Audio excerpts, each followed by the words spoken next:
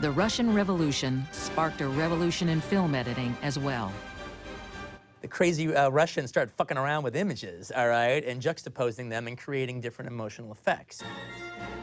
Lenin saw film as the perfect medium to inspire his largely illiterate nation to join the revolution.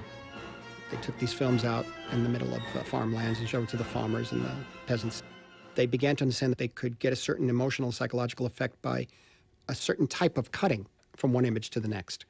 And that became a manipulation of what the audience was feeling. The Russian filmmakers rejected the bourgeois stories and seamless editing practiced by Griffith. Instead of melodrama, they offered real life. To make the film Man with a Movie Camera, documentary filmmaker Sergei Vertov and his team took his cameras into the streets to record a typical day in Moscow. It's constantly reminding me that I'm watching a movie. There are scenes inside an editing room. You see how they edited movies back in 1929. They were engaged in a pure explosion of creative activity in manipulating these images. Every modern editing convention that we know of is demonstrated in Man with a Movie Camera. The film celebrated not just the revolution, but the role of the cameraman and the editor in helping to create it. Vertov and his wife, Elizaveta, cut their documentaries and newsreels in dark basements with rats scuttling underfoot. But in this film, he made the editor as important as any other worker in the revolution. The theoretician Lev Kuleshov also experimented with film editing.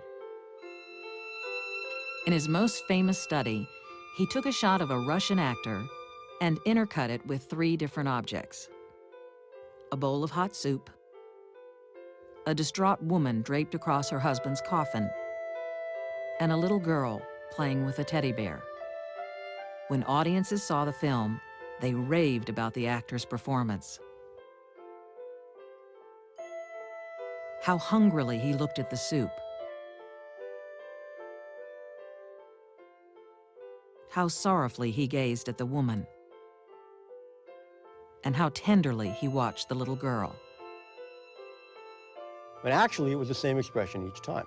Now, this demonstrates the power of juxtaposition, the power of montage, by taking one shot and another shot to give it a third meaning. And the third meaning is an effect, an emotion that's much greater than the sum total of the 2 parts that put it together in the first place.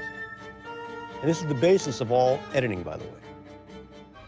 One of Kuleshov's contemporaries, Sergei Eisenstein, combined these experiments with Marxist ideology to create films of revolutionary fervor. He saw editing like history, as a clash of images and ideas. The meaning of the film was not in the shots themselves, but in their collision.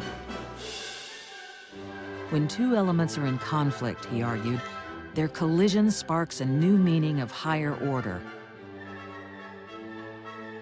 Where Griffith tried to hide his cuts, Eisenstein reveled in them. He wanted the audience to feel the frame, to know that this is a movie, not life. Eisenstein is the first real director. He killed himself in his staging and he killed himself with his camera work and everything, but it was